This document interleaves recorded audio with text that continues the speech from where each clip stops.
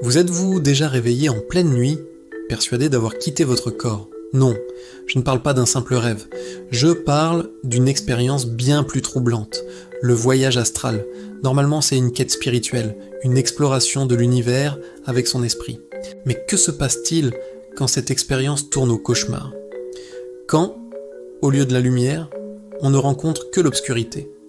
Imaginez, vous êtes là, flottant au-dessus de votre lit, observant votre propre corps endormi. Au début, c'est fascinant, presque grisant. Vous vous sentez léger, libre de toute contrainte physique. Vous décidez d'explorer un peu, de traverser les murs de votre chambre. Mais soudain, l'atmosphère change. Une sensation de froid glacial vous envahit. Les ombres dans le coin de la pièce semblent s'étirer, prendre des formes menaçantes. Vous essayez de retourner dans votre corps, mais quelque chose vous en empêche. Une présence, une force invisible qui vous maintient à distance. La panique s'installe. Vous êtes un esprit sans abri, piégé dans une dimension hostile.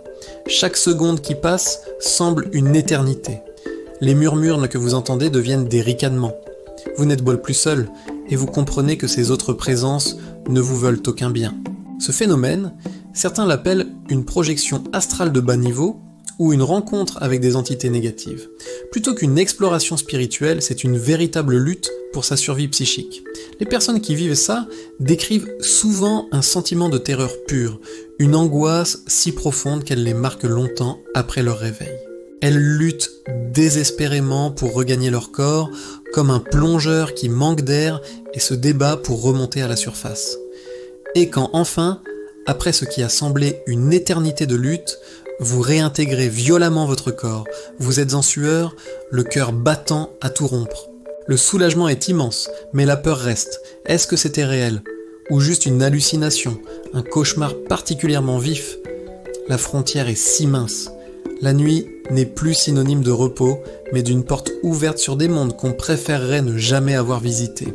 Alors, la prochaine fois que vous fermerez les yeux, rappelez-vous que les voyages de l'esprit ne mènent pas toujours vers les étoiles. Parfois, ils nous entraînent bien plus bas. Racontez-moi dans les commentaires si vous avez déjà vécu des expériences nocturnes étranges. Merci d'avoir regardé et n'oubliez pas de vous abonner pour plus d'histoires mystérieuses. À bientôt.